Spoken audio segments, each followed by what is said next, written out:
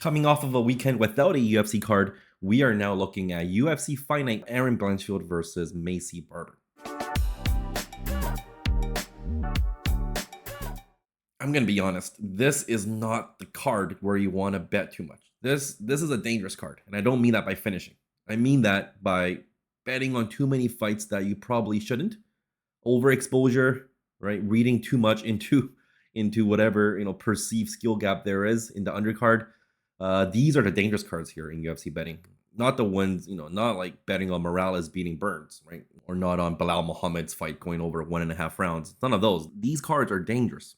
And here we go. But at the same time, there's also opportunity. There's a few good fights in this card.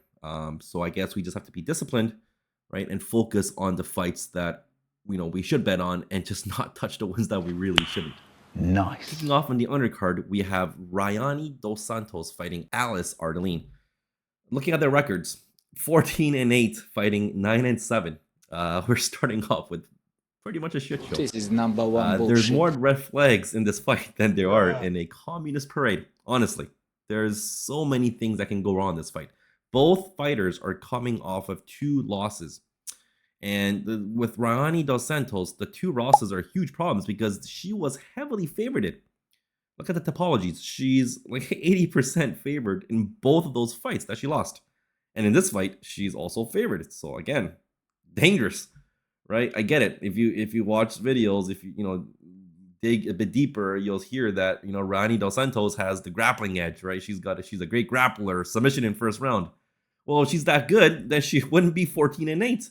Right, if she's that good, like Jacqueline Amarim, right, she submitted Polyana Viana in the first round, but this is different. So we can't, I think with a low-level women's fight, you can't just go down a rabbit hole looking at, the perceived skill gaps, right, and what one girl is really good at, because they're not good at anything. They're really not that great, right? So at that point, it comes down to toughness, right? If you remember 2 cards ago, the first fight was Juliana Miller fighting like Ivana Petrovic. Right? Petrovic was a huge favorite. And Miller, not a great fighter, but she's tough. And she won because she's tough and she just kept going forward. So I feel like this fight is going to be potentially a repeat of that fight. And that is by no means me talking up Alice Ardelean. I don't think she is very good either. She's most well known for fighting Zhang Wei Li, where she just got destroyed. Hilariously, for Rayani dos Santos, what I remember from her was she was celebrating as if she won when the judge or the referee called out the name of the winner, which was her opponent, in a split decision. She actually cheered for a good second or two. He scores it 29-28 for your winner by split decision, Pooja, the Cyclone. Before she realized it wasn't her. So that just speaks volumes on this fight. Looking at their fighting styles, nothing here of note. They're just both everywhere. Again, low-level women's UFC fight. Yeah, you can see, right? A huge 90% of the people in topology think Dos Santos will win. Our D ratings is not as lopsided, but still favoring Rayani dos Santos. I just don't think that's the case. I wouldn't put any money on Rayani dos Santos. I don't think, I could be wrong. She could just come out and completely destroy Alice, but I just don't think that's going to happen, and I don't really care what happens. I really don't. I don't care who wins. I'm saying here I think Ardelean is going to win by toughness, but that, don't take that with a huge grain of salt. I don't have any confidence in that. When it comes to betting, no, we're not touching any of this stuff. Nope. Next, we got Markel Mederos fighting Balaji Oki. This is what I like to call a roulette fight, because these 2 guys are just so similar and they're so, it's gonna be a very close fight. If anybody comes here saying, heavily favoring one guy over the other, he or she either knows something that the rest of us don't, or you can't take it too serious. There's no way to definitively say that Mederos will beat Oki or vice versa. Mederos is a very good UFC prospect. He's undefeated in his UFC career. He's also on a nice win streak in his MMA career. Balaji Oki was a similar favorite in his last fight against Chris Duncan, and he got submitted. He got submitted when he was on top. from like an arm triangle or something, and that was disappointing. So yeah, how do you lay that same, price on Balaji Oki again in this fight? I feel like this fight is very, very close. It's a coin flip. At least, there's probably not going to be a submission in this time. They both don't really look like submission specialists whatsoever. In terms of what people on Topology think, split. Topology thinks Mederos will win. D ratings think Balaji Oki. What do I think? I'm going to go with Mederos. Again, not a confident pick at all. The better bet here would be over 1.5. We'll have to see what the odds are. If it's like minus 200 to 300, that's fair. That is in play. If it's like minus 450 or minus 500, then we can't really do that for this fight. But if it's pretty good, then I think it's parlayable. Moving on, the next fight is Kurt Holobough fighting Jordan, the Monkey King Leavitt. Kurt Holobough, this is his second stint in the UFC. He was not very impressive in his first one, and now he's back. He's 38, and he is 9 years older than Jordan Leavitt, and that's a huge problem. Underdogs who are more than 8 years older than their opponents have a 25% chance of winning. That's a UFC stat. That's legit. So if you're betting on Holobough, and I understand why, right? Jordan Leavitt, if you just look at him, right? And if you watched his like old tape, and if you just listen to what people say about him, yeah, man, he's not a great striker. I get it. He's not, he's not like a super tough striker, but he is improving. He's young. And Kurt, definitely based on what we've seen in the past, has better stand-up than Jordan Leavitt. So it's understandable why you would think that Holobough is a live dog, right? Or, should be a favorite or whatever. But just know that he's 38, right? And you should always be wary laying any money on a 38-year-old UFC fighter, because that usually does not end well. And it usually does not end well when they're 38 years old. So that's a big red flag. That's an important stat for this fight. Jordan Leavitt, I do think he's getting better. I think he's improving. He's kind of like Chase Hooper, right? Very, very, jiu-jitsu, grappling style heavy. He came into the UFC, slammed Matt Wyman, who was also like 38, 39, right? So a huge slam to start off his UFC career. And then, his lack of striking did catch up to him. But I feel like he's getting better. I feel like he is improving, and we'll see, right? He's 29 years old. He's evolving. He's improving. So we'll see what he has this time. If I do have one concern, is that Leavitt is still, primarily a submission specialist, and Kurt Holobough is not a bad grappler at all. So that takes away one of his biggest, avenues of victory via submission. But I guess, offensive grappling versus defensive is different, right? Charles Oliveira has a lot of submissions, but he also gets submitted himself. So, there's two sides to the coin to that. I think here's pretty unanimous. I think most people do think Leavitt's going to win. So I am along with that. I do think Leavitt is going to win, and I think he's going to win by submission. I'm just putting round 2 here. I don't think he'll get a round 1 submission. And for betting wise, I do have somewhat confidence in Leavitt winning. I wouldn't parlay it though.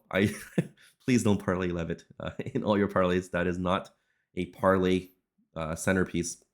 But Leavitt straight bet minus, I think the line's minus 188 now, I think. So it's not as good as minus 170. So kind of like almost a 2-to-1. Straight bet Leavitt if you want. I understand if you don't. I'm not saying you have to bet this. I don't think I will, but I'm pretty confident in Leavitt winning. Doesn't mean you have to bet. Next, this one. Yeah, so this was supposed to be the fight between Brahimaj and Oban Elliott. I had everything like set up here because I made this last week, but I even had my dime for my Elliott. Oh, he's minus 600, but I was very sure Elliott would destroy Rami. But yeah, a lot of fights changed. People pulled out. The Vieira Chiasson fight got moved to the main card, and Andreas Gustafsson got a different opponent from Jeremiah Wells to Trevin Giles. And now the undercard, we lost the Rami's Brahimaj fight in the undercard. So now we got Trevin Giles versus Andreas Gustafsson. I wasn't as bullish on Gustafsson fighting his original opponent, Jeremiah Wells, just because there's so much uncertainties with Wells, right?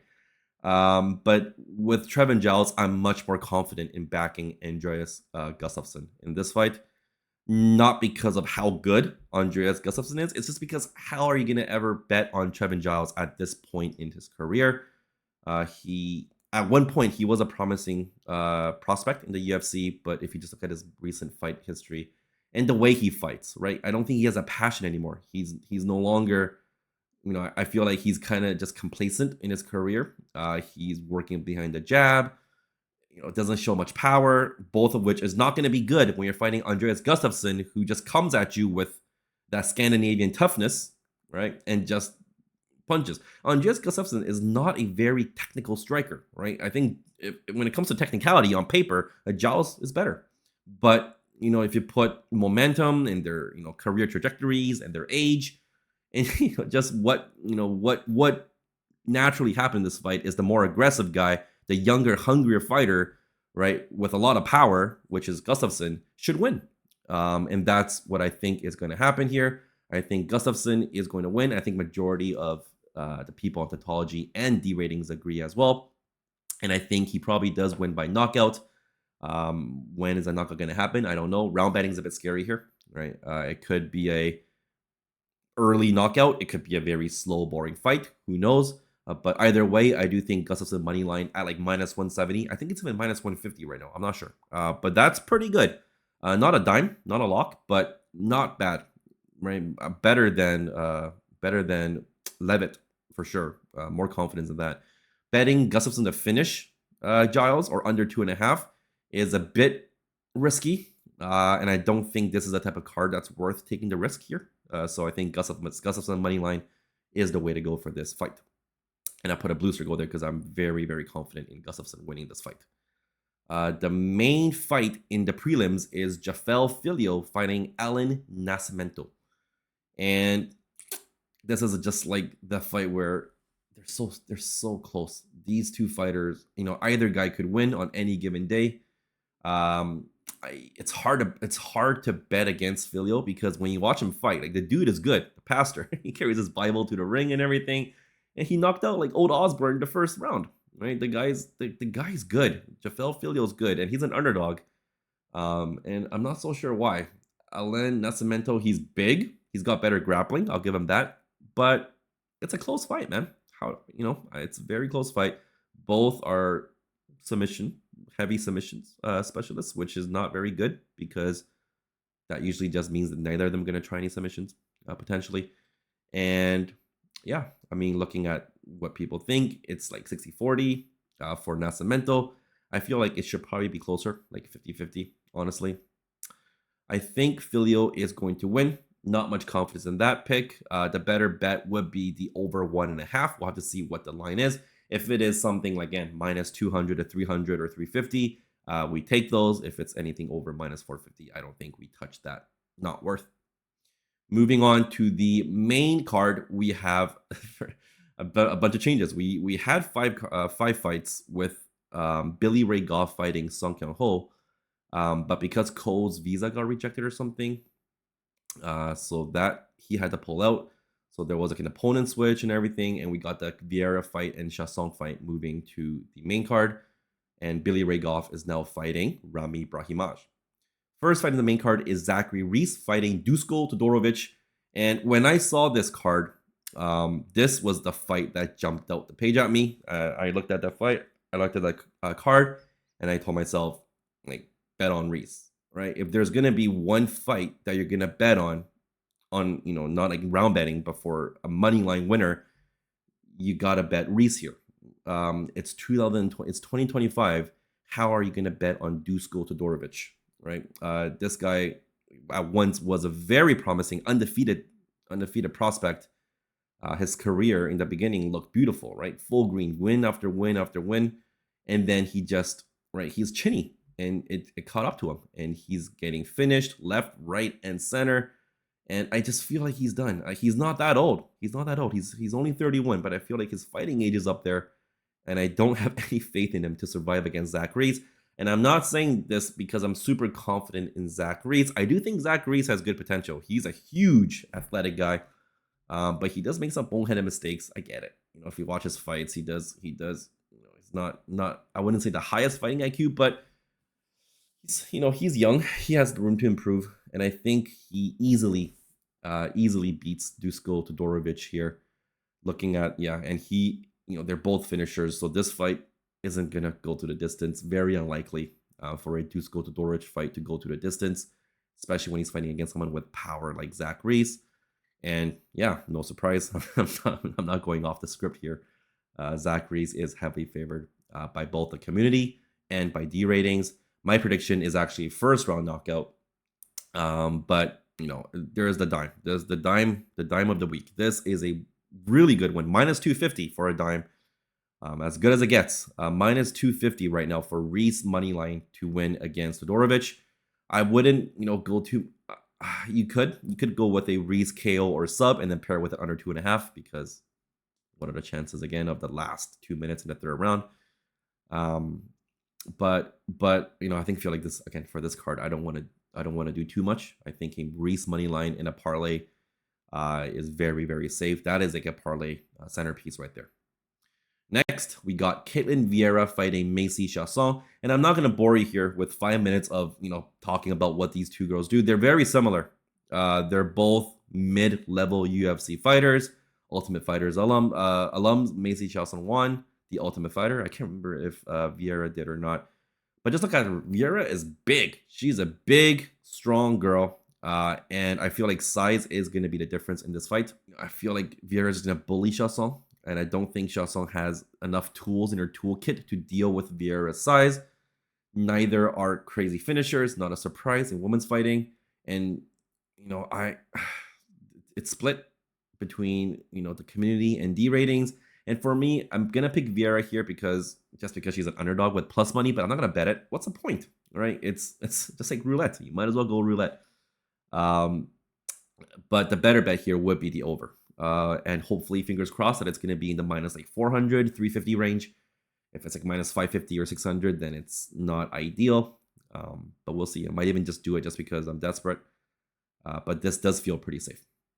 Moving on to the next fight, we got Dustin Jacoby fighting Bruno Lopez. I'm gonna be a bit honest here. I'm surprised Dustin Jacoby is the favorite heading into this fight.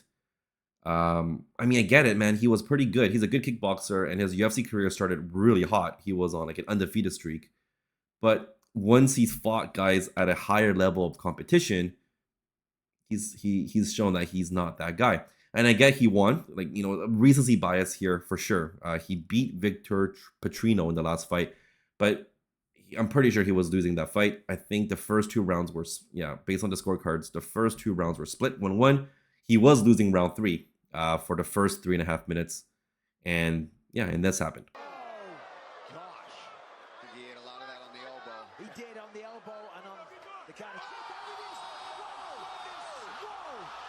Again, it's against Petrino. Petrino's not known for his fight IQ. The dude got freaking submitted by Anthony Lionheart Smith in 2024. Come on, man. What the hell are you? So recency bias aside, I feel like Bruno Lopez should, if I'm gonna bet on an underdog in this card, I think Bruno Lopez is a good bet. He won his contender series and he beat this. I forgot such a long name, but he beat that guy. That guy is really good, and he beat him in his first UFC fight. So why doubt him now, right? Not super confident in Lopez, but I feel like I don't believe in Dustin Jacoby. I feel like his last one was a bit of a fluke. I think he was losing that fight until the last minute of the third round. So I think there's some recency bias going on here, and I feel like Lopez should win here. Not enough to bet, and I don't know about the round betting either. So most likely not touching this fight. This fight feels like a force. But I just because I don't really believe in Jacoby, I might put a little bit on Bruno Lopez as an underdog. Next, we got Rami Brahimaj fighting Billy Ray Goff. It was pretty unfortunate. I was very confident in Oban Elliott to beat Rami Brahimaj, and I was also very confident in Billy Ray Goff to beat Ko from Korea, although not as confident because Ko, the dude looks pretty tough. But now that they're fighting each other, I can confidently say that I'm very sure that Billy Ray Goff should win this. And if it's not, based on like fighting, just look at math. Brahimaj has been win-loss back and forth for the last like 6 years. So the streak says the next fight he loses. Why go against it? All joking aside, Ramiz Brahimaj, if I were to sum up his fighting style in a sentence, would be, first round submission, right? And if he doesn't get that, he is going to get pieced up because his stand-up, although it's improving, I'm not gonna lie, it's improving from when he first came into the UFC. I don't think his stand-up is anywhere near like someone like Billy Ray Goff, who is very tough, can stand and bang. I don't think Ramiz Brahimaj can stand and bang with Billy Ray Goff. Looking at their fight style, Billy Ray Goff is a big KO finisher. And again, like I said, Ramiz Brahimaj is a first-round submission specialist, not unlike Gabriel Miranda, who's out of the UFC, unfortunately. So, yeah, very, very confident in Goff in this fight. Not much to say. I think a second-round knockout of Ramiz Brahimaj is not out of the question. And for betting-wise, I feel like Goff is a very, very safe bet. So let's dime him up. And I think because there's not a very high submission risk of Goff submitting Brahimaj, I think Goff KO and decision, if you're betting, books allow that combination, it'll give you better odds than minus 400. I don't know what it is yet. Maybe like minus 350 or like minus 300. I don't know. But that's better, right? It's better. And you can always, hedge this, right? Anytime there's a Ramiz Brahimaj fight, you can always hedge it with his submission under 1.5. The odds will be great. It'll be like plus whatever, 1,000, whatever it is. Put like a few bucks on there just to cover yourself. Not bad. Moving on, we got the co-main event, which is the Mateusz Gamrot fighting Leavitt Klein. And yeah, Leavitt Klein, Mateusz Gamrot. Gamrot. Wrestler versus striker. The wrestler has a weak chin, gets dropped a lot in its fight. That's Gamrot. And Leavitt Klein is called Mr. Highlight because he can knock people out. Though he didn't against Roosevelt Roberts when he was like a minus 1,200 favorite. But I mean, it's UFC. Anything can happen. Klein's on a big win streak. He's the underdog here. Does he deserve to be an underdog against Gamrot? Maybe, because of styles. Wrestling, at the end of the day, you can always lay and pray. So I feel like Gamrot could win. I don't know. I my heart's with Klein. I just think that he's more explosive. He's got more youth and more hunger in his career, whereas Gamrot's been at this level for a while now, right? He's not like up and coming, right? Nor is he like falling. He's just there. He's consistent. So I rather put money on the guy who's up and coming with more hunger and more striking power. Looking at their styles, yeah, I mean, Gamrot is the king of decisions. Most of his fights do go to decisions. I mean, he gets knocked down, then he recovers, and he wrestles, and he wins by a decision, basically. What people think, Gamrot 75% and 60% by D ratings. So yeah, I understand. Very fair to bet on Gamrot here because he is a wrestler. He's more proven. He's more experienced. But I feel like Klein is going to surprise. I'm not going to be surprised, but Nate, yes. I'm not going to be surprised, but I feel like he's going to surprise some people if he drops Gamrot, which usually happens in Gamrot fights, but actually capitalizes and finishes Gamrot. So round betting here. The problem here with Gamrot and Klein is normally over 1.5 is pretty safe for Gamrot fights. But again, in a Klein fight, it's not as safe. So we'll see. We'll see what the line is, and then we can play it by ear there. We'll see how badly we want to do that. Might just pass it altogether. And then finally, moving on, we got Erin Blanchfield fighting Maycee Barber in the main event of the evening. I mean, both of these girls are tough as nails. Both of these girls are very similar in their age. They're both young and upcoming. I wouldn't say super talented. If I had to give the talent edge, I'd probably give it to Blanchfield, just because of her grappling style. I guess it's more about better at winning fights. Maycee Barber is definitely the more exciting fighter, the more entertaining fighter, but that doesn't mean a higher ROI for people like us. So Erin Blanchfield is definitely more betting friendly, and she's a favorite. She's minus 200, I think, right now, and yeah, I mean, she does, look at their records. Maycee Barber is on a nice win streak. Erin Blanchfield is also on a win streak. She had one loss against Manon Fiorot, who just fought, Valentina Shevchenko for the title to 5 rounds, right? So, that loss is whatever.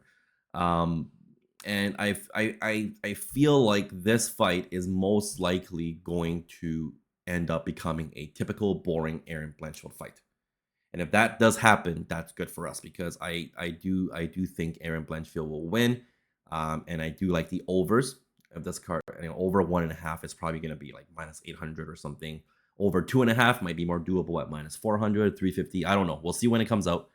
But I think Blanchfield winning and overs are pretty safe here, just because of how Blanchfield fights typically go.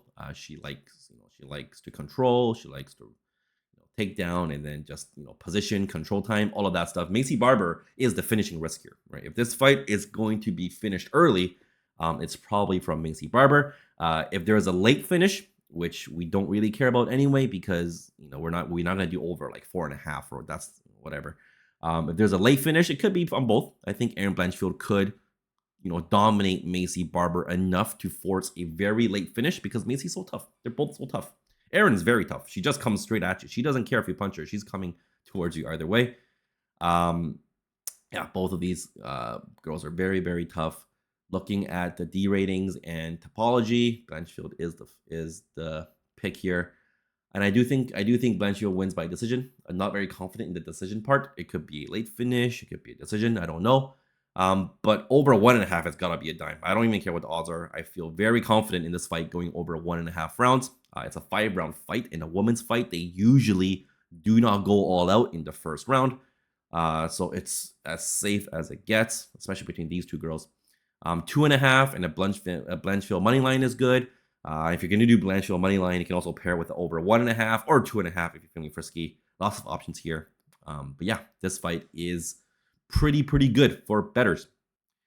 And that is it for this card. Hopefully you enjoyed the video, and I'll see you in the next one.